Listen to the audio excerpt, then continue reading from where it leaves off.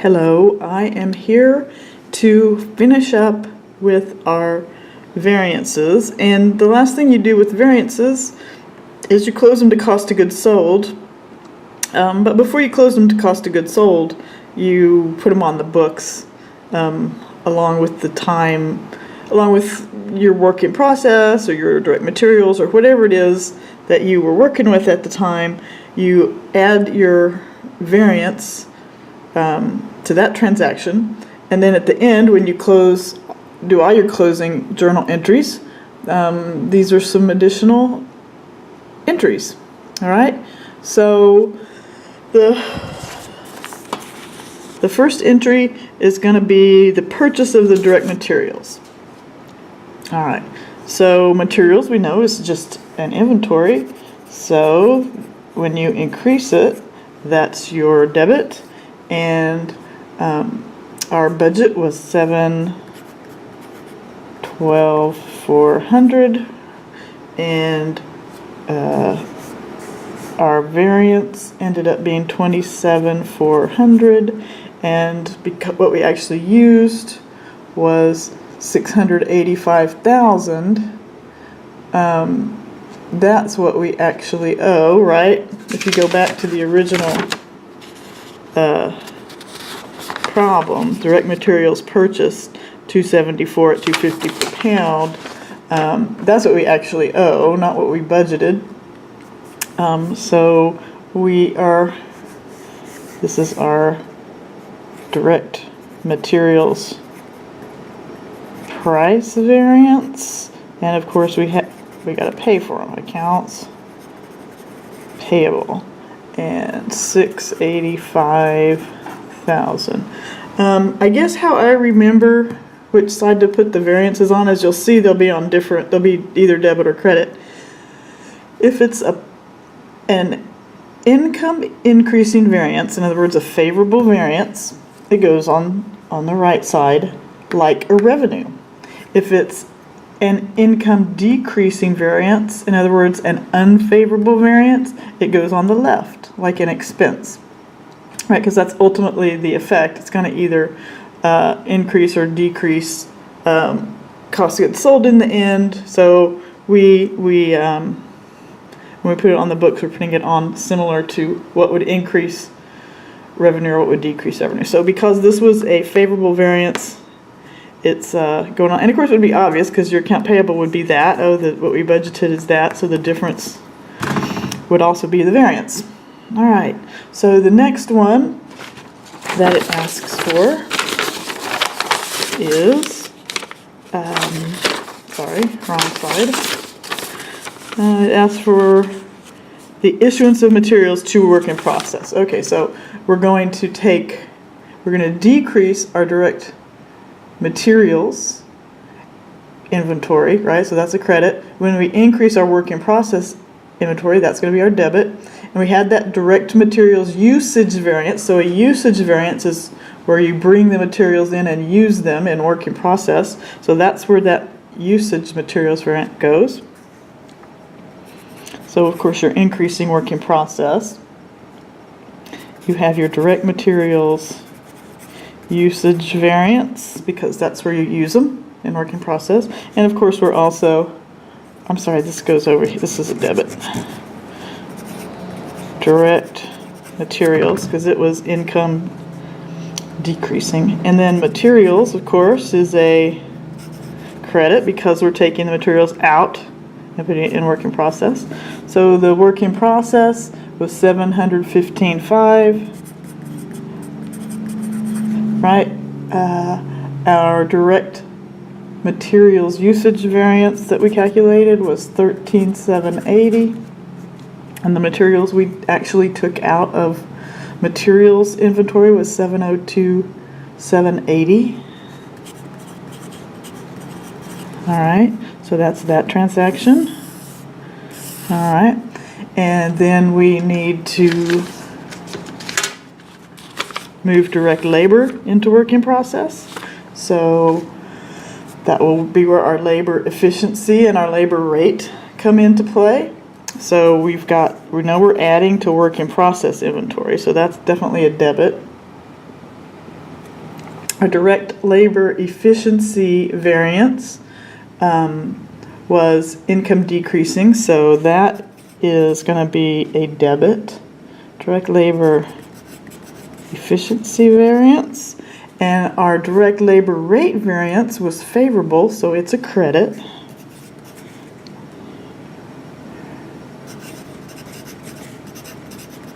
All right, let me scoot that in a little bit.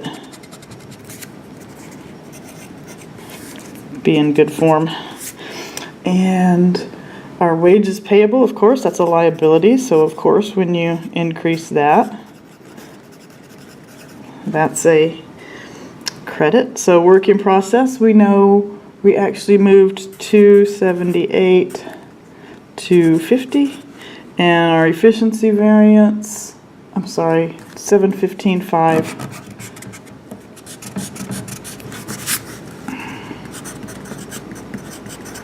And our efficiency variance is 6,300.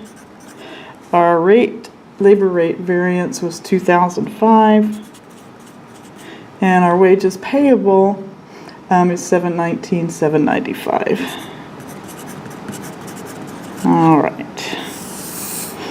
The next thing they want us to do, add overhead to work in process. So we calculated variable and fixed overhead, and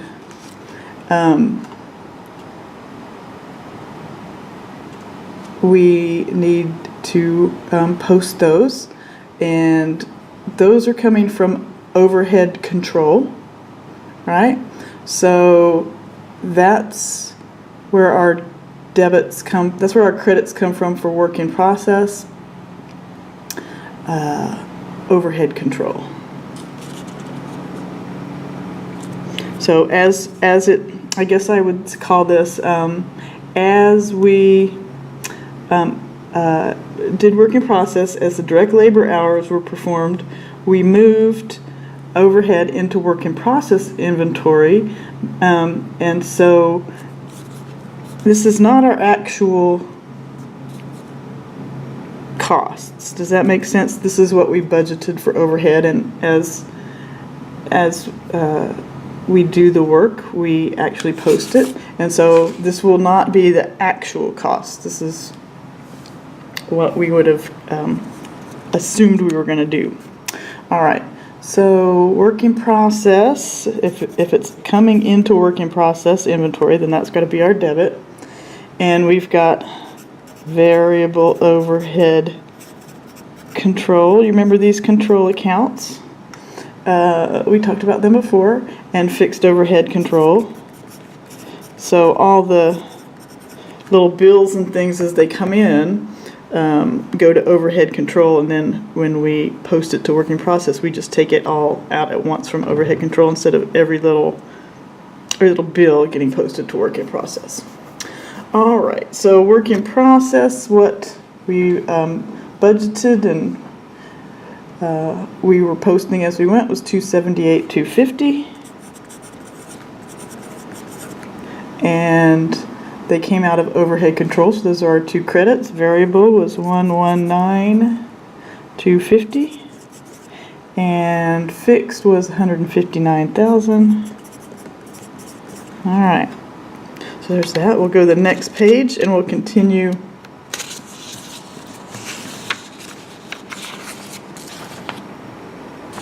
with Part E.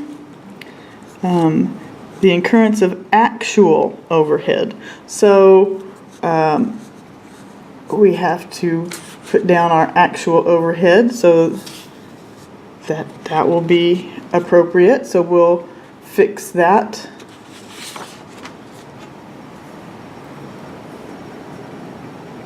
And of course, this is the overhead as it comes in, right? The actual overhead coming in are your various little bills. So you know, it would be electricity expense, things like that. Electricity payable, I guess. Electricity bill payable,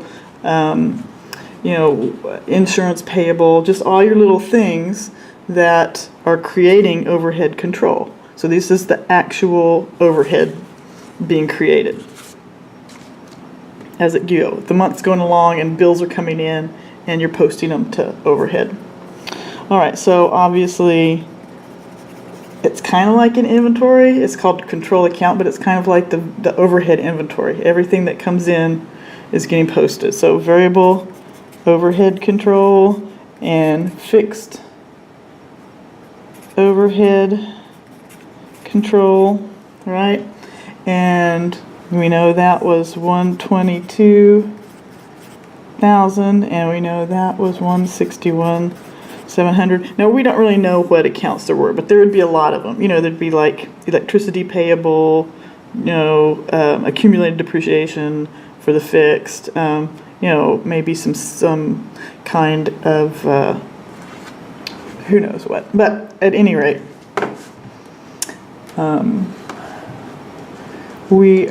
it would be a list of accounts, right? Does that make sense? But I'm just going to write various miscellaneous accounts. But in real life, you'd have to write each separate account, and they would total 283,700. All right, so finally, we need to close out these variances to cost of goods sold. All right, so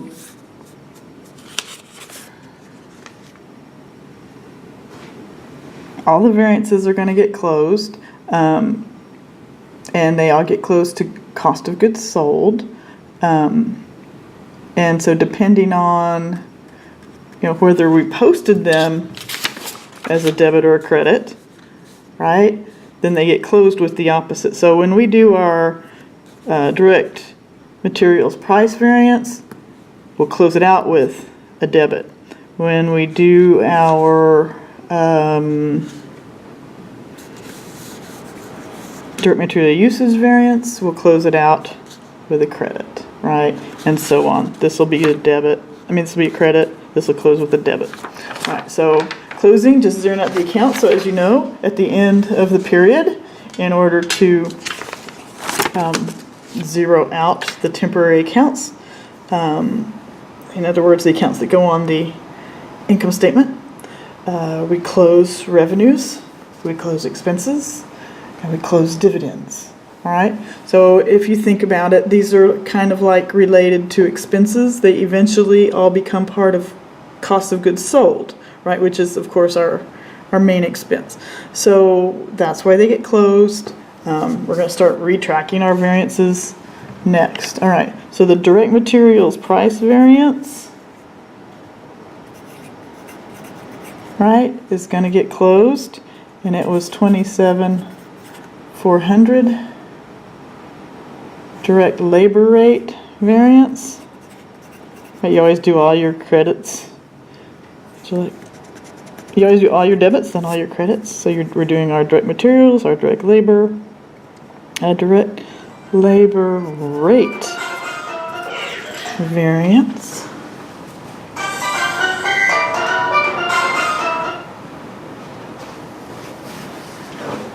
Our sorry about that, the phone went off, I shut it off. Our direct materials price variance, we're closing that. Our direct labor rate variance, closing that. All right, then we're closing our materials usage, right? And that was originally a debit, so we close it with a credit. I'm sorry, 13,780, and our direct labor efficiency variance is 6,300, and we're closing those all out to cost of goods sold. Now you have to add them up. You have to add up your debits, add up your credits, and subtract the difference. And whichever side it needs, that's where it's going to go for cost of goods sold. So in this time the difference between them is this side is bigger. So we need to add these, subtract these, and it ends up being 93.25. So this is just a plug, right? whatever it takes to balance that. So that's not that difficult to do. Let's continue on. So we did our direct materials and our direct labor. So let's do our overhead. All right. So we are closing out our variances and we're closing out our overhead controls. So we're going to close them out and stick them in cost of goods sold.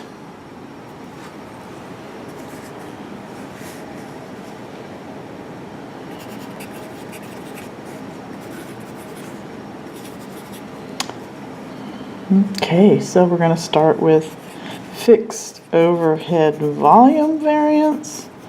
All right, and that's 27,400. Oh, I'm sorry. Fixed overhead volume variance is 3,000. And variable overhead spending, always starting with our debits, 1,700. And variable overhead efficiency, 1050. And our fixed overhead spending variance, 300. And our fixed overhead control gets 2,700. And our variable overhead control gets 2,750, just like we calculated.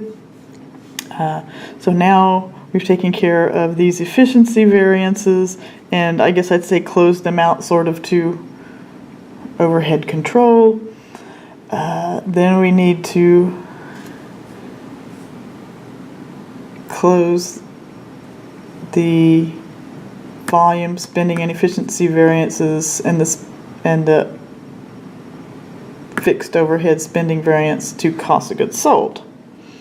And so we've closed our overhead, our variances to overhead. Now we're going to close our variances to cost of goods sold. COGS is going to end up being our debit, but you really wouldn't know that because that's normally going to be a plug. So you would have to put all of these down here. You'd have to calculate your fixed overhead volume of 3,000 and your variable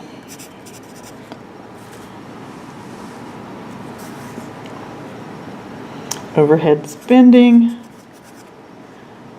of 1,700 and your variable overhead efficiency of 1,050. All right, so we've taken all these and put them in the overhead to match that. Then we've taken them and we've zeroed them out. And now there's one left that needed to be a credit to cost of goods sold, and that was this fixed overhead spending. So that we need to close out. So we created our variances. Now we're closing them to cost of goods sold, and fixed overhead spending was 300. So to close it, we need to do that. And of course it's getting closed to COGS. All right, so all those variances that we calculated, we've closed them all out to zero. So that way when we started calculating again next month, you know, we're not confusing last month's with this month. So they have zero balances in them. That's the point of doing this. And that's how we take care of our overhead. How, as we've said, you close it out to cost of goods sold. That's how it gets in there. And like I said, the way I remember it, the income increasing ones, when you close them, when you put them in, you're putting them in like, I'm sorry, I guess it's on this side. You're doing, in other words, you're You post them like their revenue increasing or decreasing to their inventory accounts, and then you close them in whichever way will zero them out. All right, so good luck. I don't think there's any journal entries, but you do need to know how to calculate the variances. But I don't think I asked you for journal entries on the exam. All right, well, good luck. Hey, you're down to the last chapter now, chapter 10. We'll see you there.